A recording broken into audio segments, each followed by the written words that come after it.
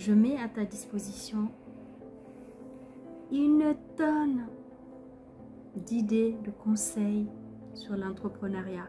Comment gérer ton business, parce que c'est mon dada, la gestion d'entreprise. Tu viens d'atterrir sur cette chaîne et que tu ne sais pas qui je suis, tu te dis mais qui est cette meuf? Eh bien cette meuf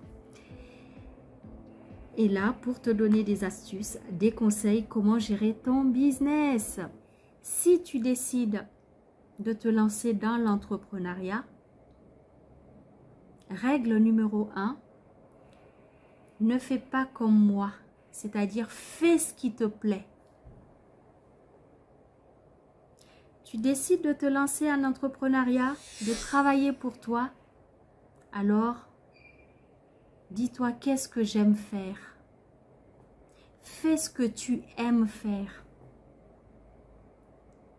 Et surtout, cherche à régler les problèmes des autres. Cherche à apporter des solutions aux autres.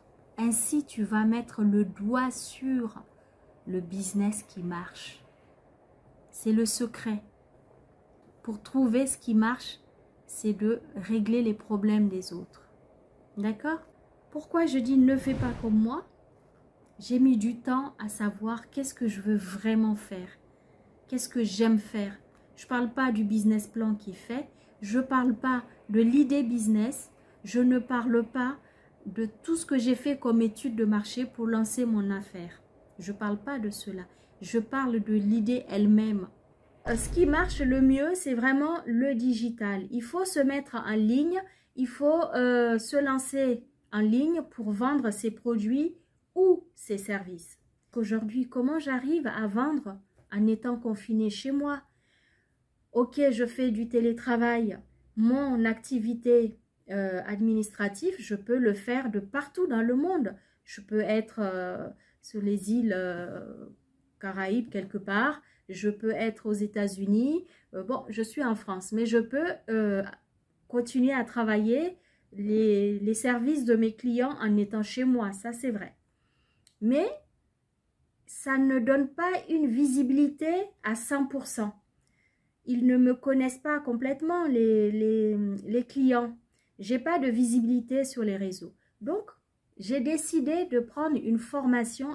La première des choses, déjà, j'ai payé une formation pour apprendre comment me mettre en ligne. Sachant que j'ai déjà une société. Ma société, elle est créée, j'ai un SIRET, je suis reconnue, j'existe.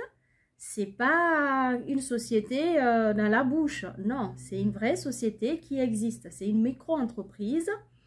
C'est un choix juridique que j'ai fait, mais elle existe.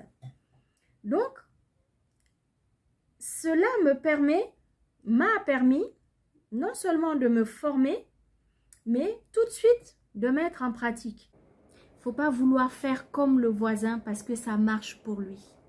Il faut vous dire qu'est-ce que je sais faire, qu'est-ce que j'aime faire et comment je peux résoudre le problème de l'autre. En quoi puis-je être utile pour l'autre? Et c'est comme ça que tu vas arriver à t'épanouir dans ta décision. Donc c'est important. Ne pas avoir peur et de passer à l'action. Le seul moyen de savoir est-ce que je vais y arriver ou pas, est-ce que je vais réussir ou pas, est-ce que je suis capable de faire cette chose qui me fait peur, c'est vraiment d'y aller, de passer à l'action. Est-ce qu'aujourd'hui tu es salarié et tu veux tout arrêter pour passer entrepreneur, pour te lancer dans un business quelconque? Je dirais passe à l'action et n'aie pas peur. Parce que tant que tu ne passes pas à l'action, tu ne peux pas savoir si tu es fait pour entreprendre. Est-ce que tu es capable de vaincre cette peur qui te tétanise? Ce qui peut aussi aider, je sais que c'est dans le cadre des projets, de l'avancement, du lancement d'un projet.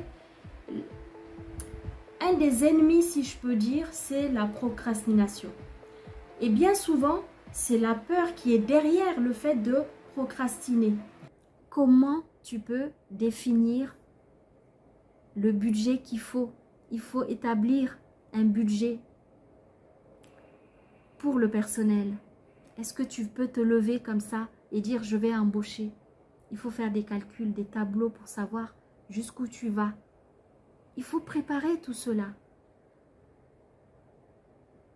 Il faut que tu saches où tu vas. C'est un exemple que je prends pour la comptabilité. Mais c'est un exemple tellement important pour dire, pour vous expliquer à quel point il ne suffit pas de décider juste de se lancer. Il faut vous former. Il faut qu'un chef d'entreprise comprenne qu'il ne peut pas maîtriser toutes les compétences qu'une entreprise a besoin pour vendre, pour gagner de l'argent et pour se développer.